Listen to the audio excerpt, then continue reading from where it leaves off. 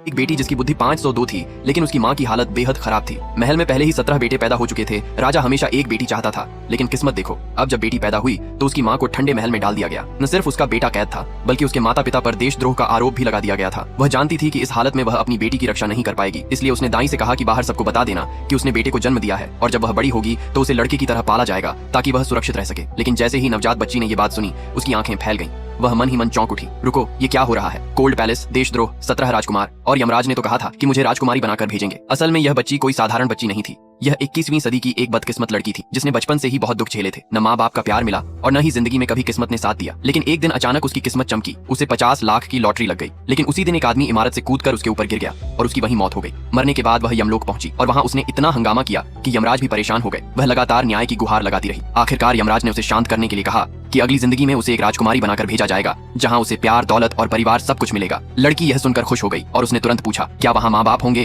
भाई बहन होंगे, सब मुझसे प्यार करेंगे? यमराज ने जल्दी से हाँ कह दिया और इतनी जल्दी में उसे याददाश्त मिटाने वाला काढ़ा भी पिलाना भूल गए। इस तरह वह आत्मा पश्चिमी राज्य की 18वीं राजकुमारी के रूप में जन्म लेती है। लेकिन जैसे ही वह आंखें खोलती है, उसकी दुनिया हिल जाती है। ये क्या? यह तो कोल्ड पैलेस है। समय बीतता है और 5 साल गुजर जाते हैं, लेकिन इन 5 सालों में उसने कभी राजा का चेहरा तक नहीं देखा। न अच्छे कपड़े मिले, न खाना और न ही कोई सम्मान। तब उसे समझ आता है कि उसे यमराज ने धोखा दिया है और अब उसे इसी जिंदगी को जैसे तैसे जीना होगा। तभी पीछे से एक आवाज आती है, ए छोटे कद वाले, वहाँ क्या कर रहे हो? वह मुड़कर देखती है तो एक घमंडी लड़की खड़ी होती है जो कहती है कि वह आन्यांग काउंटी की राजकुमारी है और उसे देखकर झुकना चाहिए, वरना वह जान ले लेगी। लड़की हैरान रह जाती है और सोचती है कि यह नाम कहीं सुना हुआ है। तभी अचानक उसे सब याद आ जाता है और वह समझ जाती है कि वह एक उपन्यास के अंदर आ गई है, जिसका नाम है रानी का 1000 साल का राज, और उसकी नायिका यही आन्यांग है, जिसे राजा ने अपनी बेटी की तरह पाला और बाद में युवराज से उसकी शादी तय कर दी। 10 साल बाद वही लड़की दोनों राज्यों को एक कर देती है और सबसे शक्तिशाली रानी बन जाती है। और वह तो बस एक साइड कैरेक्टर है जो आज अपने ही पिता के हाथों मारी जाएगी। एक एपिसोड भी नहीं टिक पाएगी। आन्यांग गुस्से में कहती है कि वह उससे बात कर रही है और उसका नाम पूछती है, उसके कपड़ों का मजाक उड़ाती है और उसे नौकरानी की औलाद कहकर अपमानित करती है।